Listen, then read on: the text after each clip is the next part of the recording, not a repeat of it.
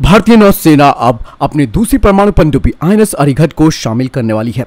कहा जा रहा है कि दूसरी पनडुब्बी को शामिल करने का काम टॉप डिफेंस, नेशनल सिक्योरिटी और सैन्य अधिकारियों की मौजूदगी में किया जाएगा। पनडुब्बी INS अरिहंत क्लास की स्वदेशी परमाणु पनडुब्बी की दूसरी पनडुब्बी है और ये मौजूदा INS अरिहंत को सपोर्ट करेगी, जिसे 2009 में शामिल किया गया था। और भारतीय नौसेना ने पहले ही 2 पनडुब्बियों से लंबी दूरी के परमाणु मिसाइलों की डेवलपमेंट यानी कि विकास और उनका परीक्षण भी कर लिया है, जबकि जल्द ही तीसरी पनडुब्बी शामिल करने की तैयारी की जा रही है और 2035 से 36 तक 2 और पनडुब्बियां तैयार हो जाएंगी।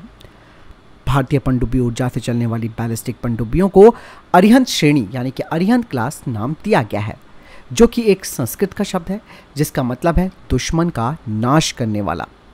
ये नाम परमाणु ऊर्जा से चलने वाली पनडुब्बी के रणनीतिक महत्व के काफी अनुरूप भी है। आपको बता दें कि अब कई विकल्पों में से अरिहंत नाम को चुना गया और सभी स्तरों पर इसकी स्वीकृति दी गई, क्योंकि ये संकल्प को व्यक्त करने में सूक्ष्मता और उपयुक्तता रखता है। भारत सरकार अपनी लॉन्ग टर्म पनडुब्बी अधिग्रहण और क्षमता को बढ़ाने के लिए परमाणु और कन्वेंशनल यानी कि पारंपरिक दोनों तरीके की पनडुब्बियों का निर्माण करने की योजना बना रही है।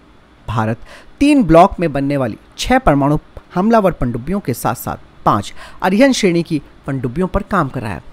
आपको मैं बता दूं कि पारंपरिक क्षेत्र में भारतीय नौसेना को पहले ही 6 नई कलवरी श्रेणी की पनडुब्बियां मिल चुकी हैं और प्रोजेक्ट 75 इंडिया, प्रोजेक्ट 76 और प्रोजेक्ट 75 AS में 15 ऐसी ही पनडुब्बियां भी बनाई जाएंगी। यानी कि दोस्तों, भारत अपनी फ्लीट में पारंपरिक और परमाणु दोनों तरीके की पनडुब्बियों को शामिल करेगा। और प्रोजेक्ट 77 में तो दोस्तों SSN को तैयार करने को लेकर भी बात की जा रही है। तो बहुत चीज़ें हैं जो प्रोजेक्ट्स टाइमलाइन पर चल रहे हैं, उन पर काम शुरू हो चुका है, क्योंकि दोस्तों भारत के पास एक विस्तृत समुद्र है जिसकी रक्षा करने की जिम्मेदारी भारतीय नौसेना के पास है। और चाइना की बढ़ती हुई गतिविधियों को रोकने में इस तरीके की पनडुब्बियां बहुत ही महत्वपूर्ण भूमिका निभाती है।